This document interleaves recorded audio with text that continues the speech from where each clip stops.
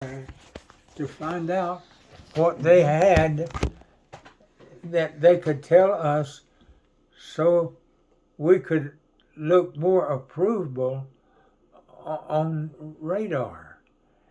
I was searching for better radar, and everywhere I went, I run into blank walls because everybody else was looking for the same thing. Radar. Some improvement in our radar. We can see 120 miles out there on our radar, but we can't tell what we see. Yeah, geez. What we needed, that's where that 9 comes in. Yeah. That's where that 9 comes in. I know that's what was introduced to that 9. And after we got the 9, then they said it will be on display in Fishhaven, New Guinea.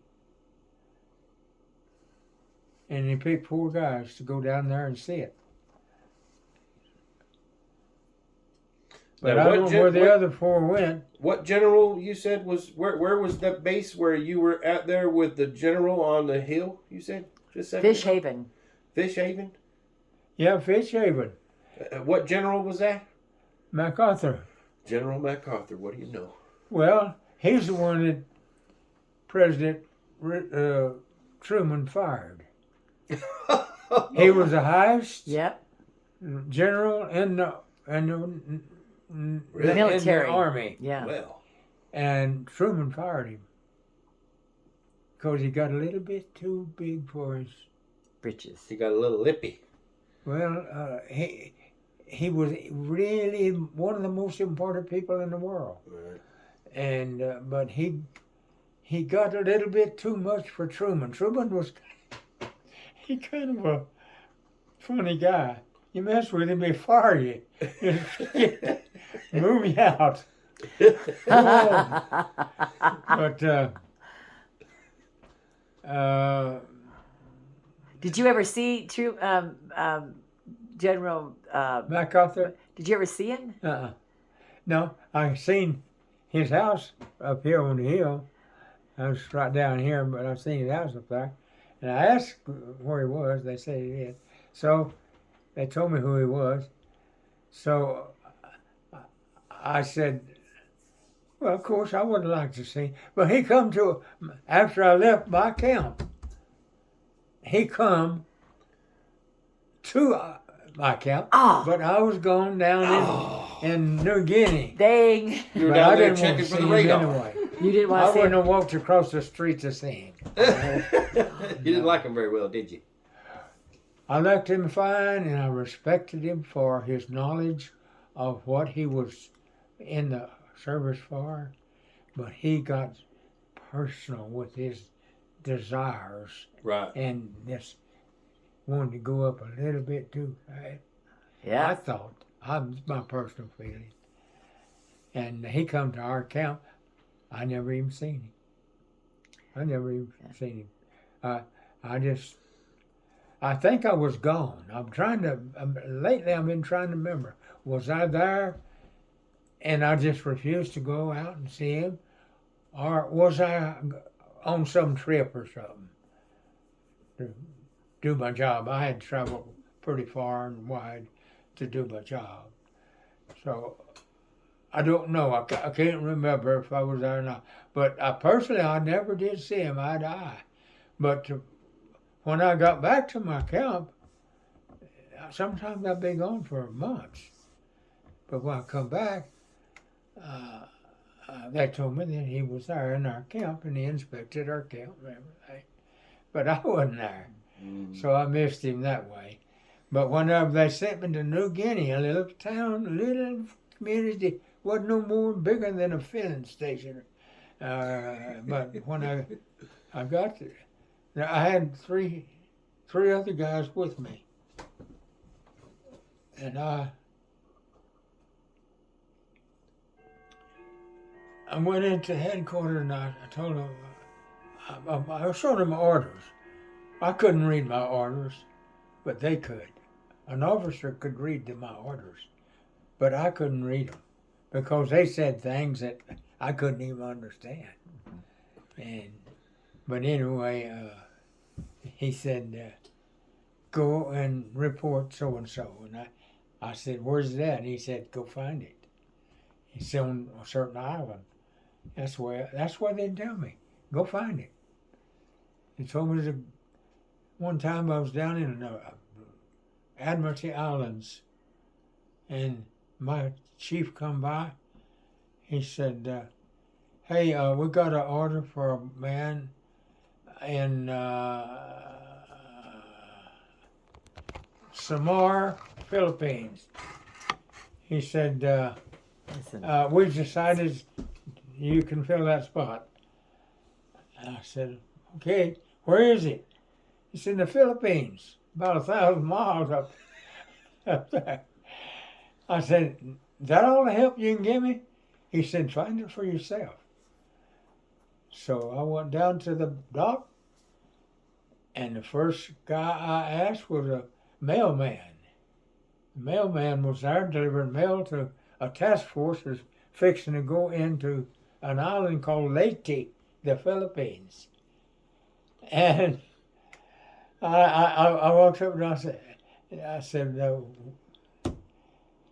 there any way you can tell me how I can catch one of these ships to go to Leyte?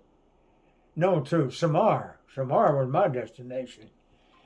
And he looked at me and he said, let me see your orders. And he looked at my orders. He said, yeah, you can go with me. They was fixing to go. oh wow. Yeah. Not the Lord guiding you along, huh? Well- somebody was walking with you.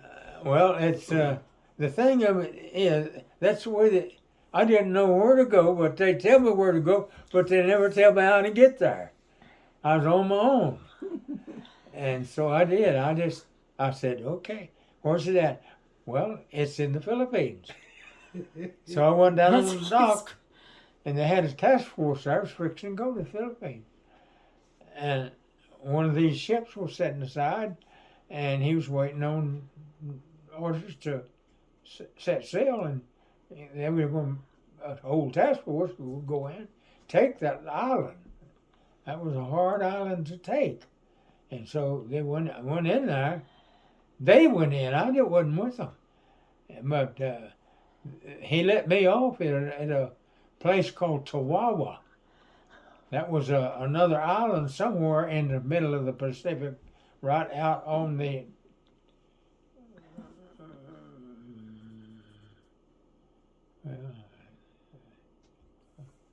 can't think of it. You talking about that chain of islands way out there? It's No, and it wasn't the name of an island. It's the name of part of their system. Anyway, he said, we're going that far and we'll let you off there, but it's on the way to Samar. That is the island my orders called for. So I said, well, I'll go that far with you. And when I got there, I was just here. I was on the island of Tawar where the Marines had just said it. They just got there. So I asked one of them around, and I seen and he said, "Well, we're part of the 61st Marines, and we just took this island, Tawawa." I said, "Say, I know a guy that's in the 61st Marines. We come into service together. I wonder if you know him." And I said, his name is Belcher, Jesse Belcher. Oh, he said, yeah, I know Jesse. And I said, I would like to see him if you can. So he told me to go down to a certain place, and he said, I think they're having a sandwich down there now. They just been doing something. And I said, well, I won't disturb them, but I'll go down and ask the boys down there if they know Jesse and where they could point him out to me. They said, yeah, I know him. I went down there and asked me, yeah, I know Jesse. Sure. We took his island. They just got there together.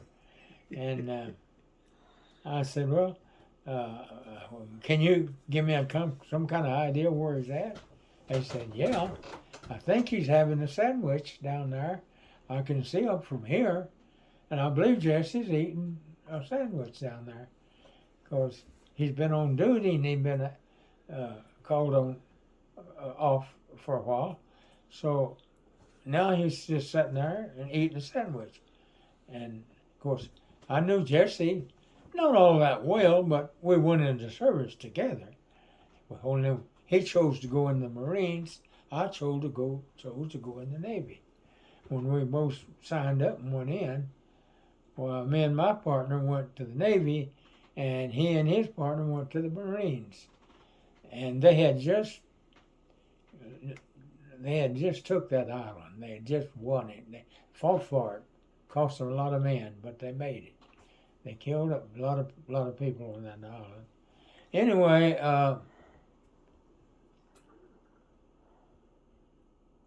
Did you get to see him? Jesse, I'm trying to remember. But Did you go down and have a sandwich with him? I went down there and I asked some of the guys, you know Jesse Belcher? Yeah, oh yeah, that's him right over there. I didn't recognize him. He was in his Army Marine stuff, yeah. Marine gear. But I went over there and he was eating a sandwich, but he recognized me when I come up, but he didn't say nothing. He was eating a sandwich, and I said, well, I stopped by, Jesse. I knew what regiment you was in, but I didn't know they was on this island. But my orders called me to go through this part of the Pacific, and this took me right through this little town, this little island of Toowoomba. And he said, yeah, I talked to him a little bit, and he said, yeah, they just took it. They just landed on it and took it away from the Japanese. And so I said, well, Jess, I heard you was in the certain Marine regiment, and I knew that you was here on Toowoomba, and I just wanted to stop, tell you hi, and I got to be going because I'm headed for Philippines. And I went up to the place where the pilots was landing on the beach and back and forth, and I walked up to one and I asked him, I said, are you happen to be someone that might be going north up into the Philippines? There's a certain island up there I need to go to. And he said, yeah, I'm going to that island. And but he said, I gotta go to Leyte first. That was another island. I said, I don't care. I'm no hurry. Island hopping. I'm in no hurry. So he said, I said, he was flying a little fighter bomber. That he could carry bombs, torpedoes, and fight too. You know, he was a fighter plane bomber, but he carried bombs. And so I asked him if where he was going. He said, I'm going to Leyte. And I said, well, where that is that? And he said, it's in the Philippines. And I said, well, I want to go to Samar in the Philippines. And he looked at my orders. No, he didn't. He said, show them to this headquarters there. They'll tell you where it is and how to get there. So I went over and showed them. They said, yeah, Samar. Your orders called you to go to headquarters in Samar Island. there's another island in the Philippines. See, the Philippines is made up of 7,000 islands. Oh my God. Wow. Yeah, it I is. didn't know that. Yeah, it's, some of them are huge. Philippines got lots of real estate, but they're all islands. Yeah. It's 7,000 islands makes up the Philippines. So when he told you to go to the Philippines, that was a huge statement to say go find it. Yeah, no. Because I mean, like They said it was 7,000 somewhere in islands. Philip- Well, Somewhere in the him, Philippines. I asked the guy that, I said, where is it? He said, well, this plane, this pilot is going to Leyte Island in the Philippines. And he said, see this map? He pointed out, this is Leyte, he's going to go there. And if I know he'll take you because he's empty. He's not carrying any bombs. And I said, well, I'll go ask the pilot if he can take me. And he said, yes. The pilot said, sure. I'm alone. Said, I got an empty plane. I'm not even carrying any bombs on my way back. So I said, well, can I go with you? Yeah. I said, I really want to go to Samar. Is this on the way to Samar if I get to Leyte? He said, it's right next door. It was a big island. I bet it's thousands, millions. I don't know, big. But he said, I said, well, I want to go to Samar. He said, showed me a map. He said, right here's Leyte, or here's Samar, right next door. It's a big island, both of them. But they had just landed. Marines had just took it from the Japanese. And I said, well, is your pilot this guy here? I said, he tells me that he's going to Leyte. Where is Samar from Leyte? He said, you land in Leyte. Said, it's the next island over is Samar. Said, you go, your orders is called for Samar. So I said, fine, I'll ask the pilot. Will he take me? He said, yeah. Said, I'm going, I'm empty, I have nothing else to do but just go back to my base. And I said, can I go with you? Yeah, if you want to go and ride into Bombay, you can. I said, I'll ride into Bombay. if What's I the have Bombay? Where the bombs go. Oh. to. Yeah, he was empty. He was going back to his base, and he was empty. He didn't have any bombs with him. So, but he said, I won't pick up any until I get there. So he said, yeah, you can go with me. So you went with him to. Oh to yeah, I climbed Leyte. into Bombay. Uh, I climbed right into. He told me that's the only place I got, but it's empty. If you want to go, call in.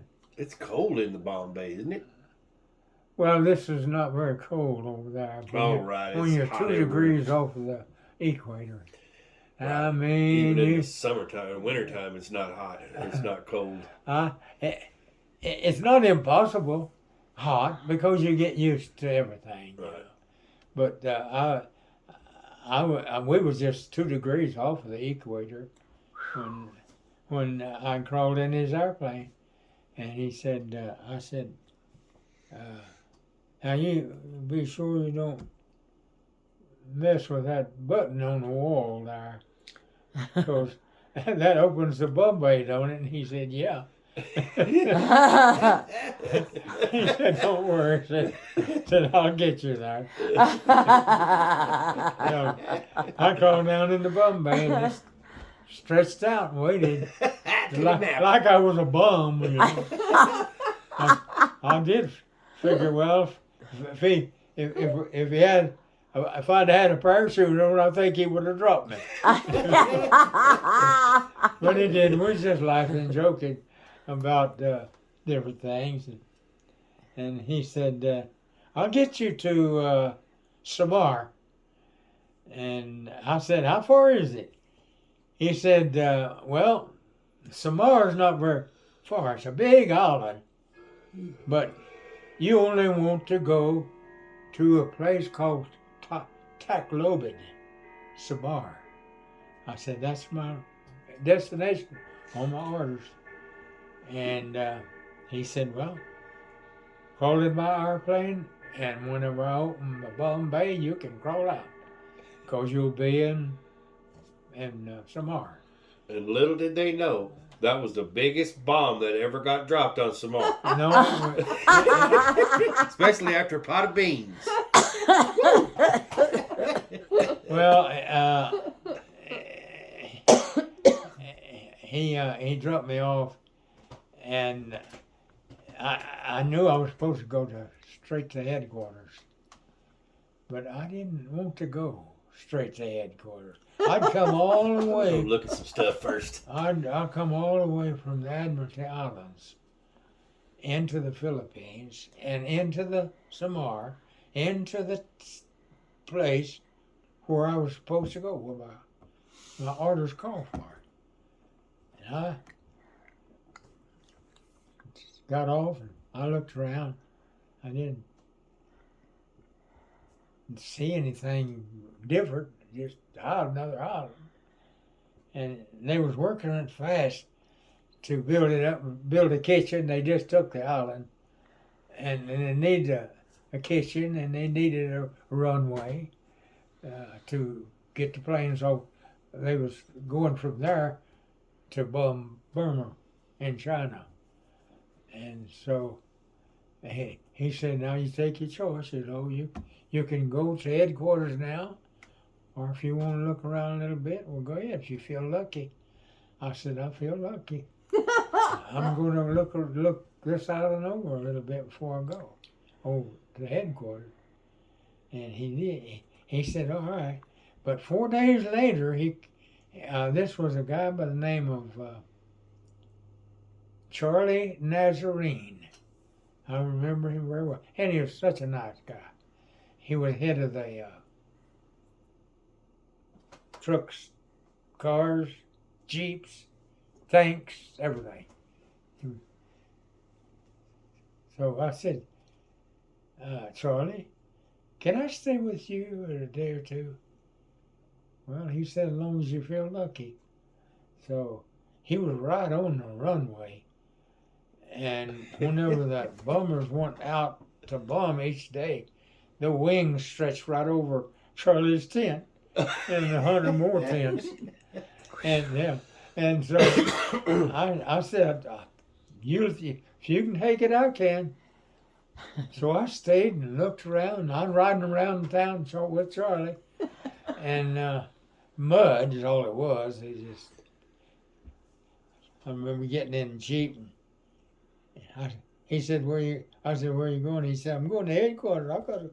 I got to. He was head of the motor pool. I said, I've got to take care of my job. And I said, all right, I'll go with you, help you. So we went. He drove us to headquarters, and that was the motor pool where all the vehicles come in, was unloaded, and there was some of them was sucking in mud this deep. Oh gosh. But he had one that was still running through that mud, and mud was coming right up to the where you step into the Jeep. But we was moving along pretty good. And so, and I said, where's your tent? He said, well, it's down there on that line. I said, can you mind if I stay with you? If I go down there and you show me your tent, I'll move in with you for a day or two. I'd like to look around before I go down to headquarters. And he said, yeah. He said, you move in with me if you want to. 4 days later, he come by and picked me up. He was head of the, and he just got the island, Marines and the Seabees. Seabees took that island. Construction working. Yes, sir. And And boy, they did a good job. I admired the Seabees. Because, boy, they didn't fool around with nothing. They build under fire. Yeah. They build stuff getting shot. Isn't that crazy? Yeah, that's what the Seabees is for. Is as soon as you take an island, them build it up to where they can use it as a headquarters or a landing place. yeah, for- it's something. Hundreds of planes. Yeah. And they hadn't even got a runway made yet. Oh boy. But they was working on it. And I can tell you one thing, they worked day and night, them Seabees. Yeah. And it wasn't no time till they had a runway big enough to carry a bomber from the Philippines to Burma and China. Wow. That's where they was going from there to China, bombing China. And I asked Charlie, could I stay with him a day or two? Yeah, oh yeah, he said you can. But on the fourth day, he said, I'm a little bit leery about you staying with me.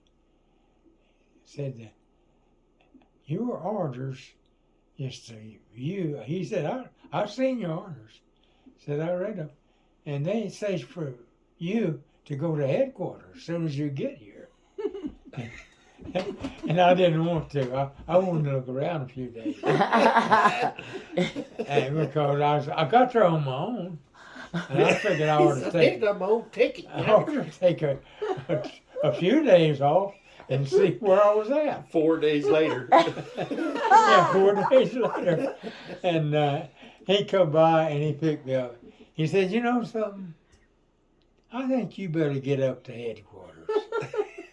And his name was Charlie Nazarene. Such a nice guy. Yeah. Really nice. But he said, it just might save you a lot of problems.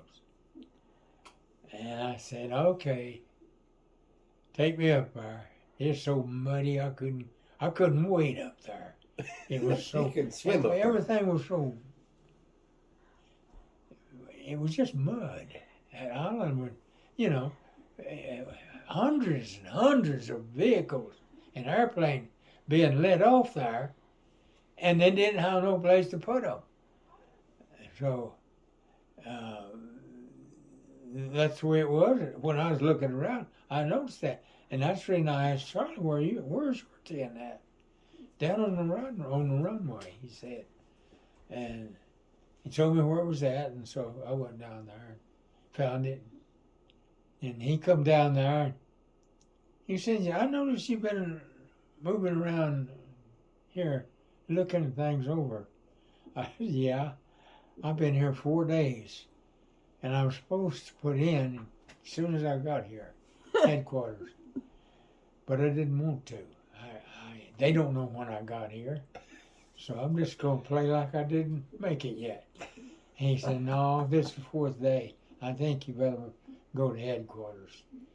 So I said, "Well, you're gonna have to take me." So Drag me down there. got in that Jeep, and mud was right up to the door. We was just had it in 4-wheel drive, easing along through that mud, and went all the way up to headquarters. And I checked in, and when I checked in, that guy chewed me out from one end to the other. "You supposed to been here a week ago." I thought that I decided I better not put it in words. I told myself, if he asked me this question, why you didn't get here before now, I was going to tell him it's a long ways to swim from the Admiralty Islands to the Philippines. But I decided, no, I better not do that. You did not do that. I better not do that. And but when I did get there, I walked in, and I had my orders. I handed them to the guy, head of everything on that island. They just landed in there and set up a headquarters, but nothing else, you know.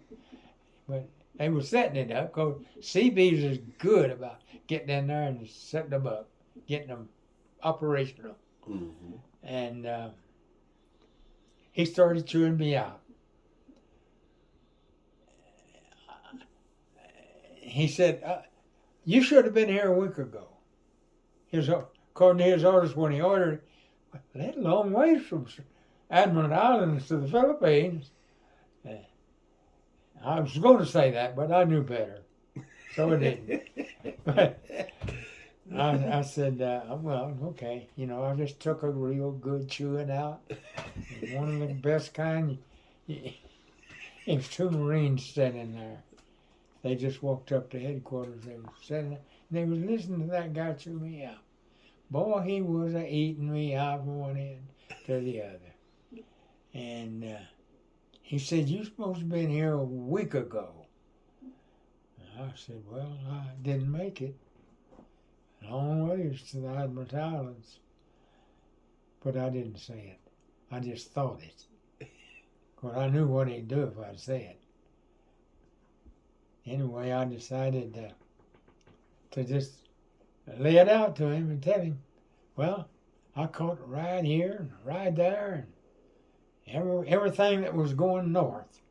I got on it and I went as far as they was going. And when I got off, I looked for another plane or ship to take me all the way on up to the Philippines.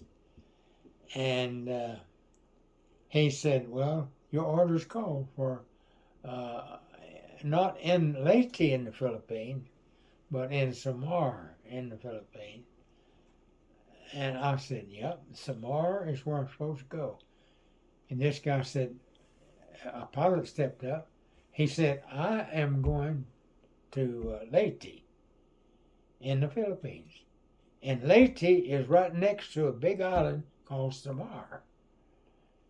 So as soon as he said that, I asked him, can I go with you? He said, yeah, I'm about to go.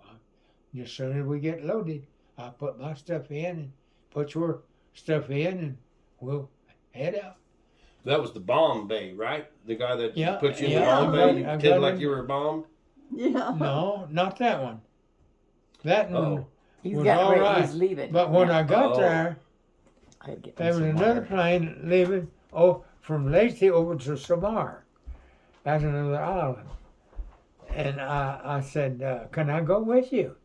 And he said, sure. So he said, load up in the Bombay. He said, I'm empty. You're the only bomb I got. So I just crawled in that with him. And when he let me out, I was in Samar. And that's where I was supposed to go. Wow. But when I got there, I said, well, I made this trip all the way up pretty fast. I think I'll just look around for a few days. Was that the island that you were walking around and you saw a sea spout, like a little tornado coming, and it was coming right at you, and you were like, what in the world? And then another sea spout came and come right into the side of that tornado and knocked it out of the air. Was that the same island? Well, no, it wasn't the same island. Oh. That was the island I left to go there. Oh, really? Yeah. Well, I got orders to go to check in at headquarters in the island of Samar. They had our Air Force had started a base there, and the Marines and the Seabees. Seabees Yeah. was building it up to where you can operate that. See, Seabees come right in with the Marines. Yeah. And they started building just as soon as they got enough real estate to build a kitchen on, they'd build it. Mm-hmm. And they was really good at it. They could fill up a kitchen in a little while, and headquarters, and first thing you know, they were handing out hungry personnel was coming in and getting sandwiches. That quick. Yeah. That's what they was trained for. To do it and do it fast, because, well, on that where we was, the Marines went in and took that island, and it was I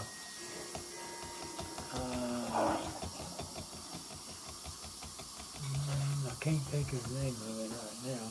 That's all right. But anyway, Let's get you in the rest area and get you back on some gun smoke. some what? On some gun smoke. Oh, okay. That sounds good, huh? I love gun smoke. I do too. My favorite show. Let's go Mine watch too. some gun smoke, Grandpa. It's time. It's time. All right. I did declare it. That's what we